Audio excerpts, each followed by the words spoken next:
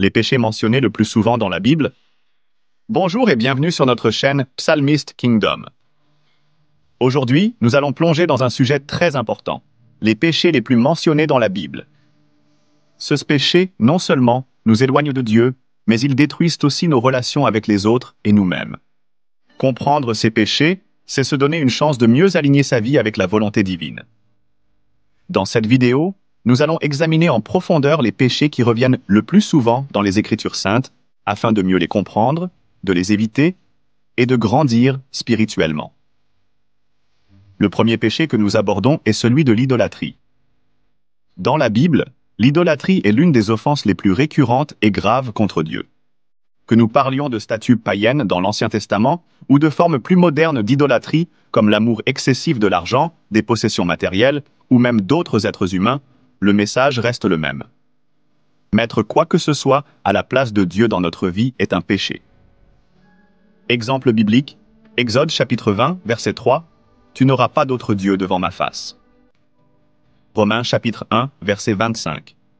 Ils ont remplacé la vérité de Dieu par le mensonge, et ils ont adoré et servi la créature au lieu du Créateur. Ce péché montre une tendance humaine à chercher quelque chose de tangible ou matériel pour combler un vide spirituel. Il est essentiel de se rappeler que Dieu seul doit être au centre de notre adoration et de notre fidélité. 2. La cupidité, image d'un homme ou d'une femme tenant des liasses d'argent avec une expression de convoitise. Le second péché est la cupidité, souvent mentionné dans la Bible en tant que désir excessif des biens matériels.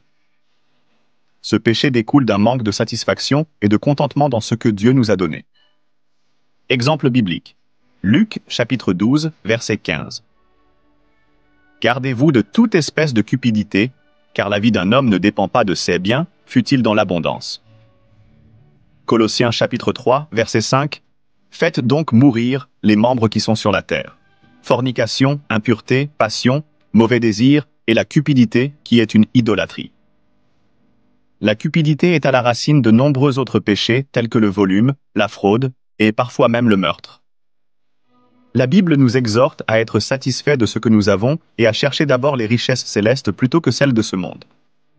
3. L'orgueil. L'orgueil est peut-être l'un des péchés les plus mentionnés dans la Bible et souvent considéré comme la racine de tous les autres péchés.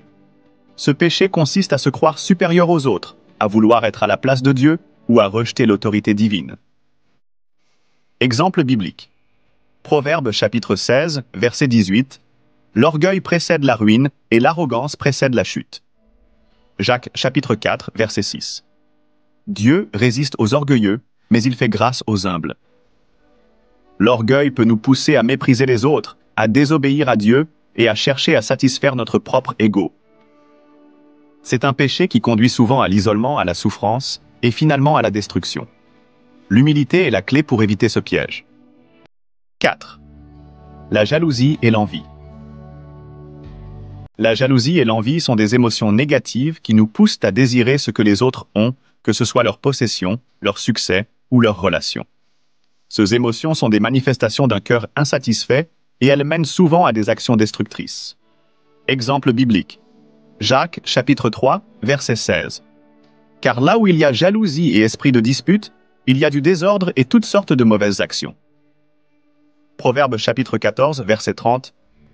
Un cœur paisible est la vie du corps, mais l'envie est la carie des os. La jalousie peut détruire des amitiés, des mariages et même des relations familiales. Il est important d'apprendre à se réjouir des bénédictions des autres et à cultiver un esprit de gratitude pour ce que nous avons. 5. La colère et la haine. La colère et la haine sont des péchés que la Bible nous avertit de maîtriser. La colère injustifiée mène souvent à la violence, à la méchanceté et à des décisions destructrices. Exemple biblique. Éphésiens chapitre 4, verset 26. Si vous vous mettez en colère, ne péchez point. Que le soleil ne se couche pas sur votre colère. Matthieu chapitre 5, verset 22.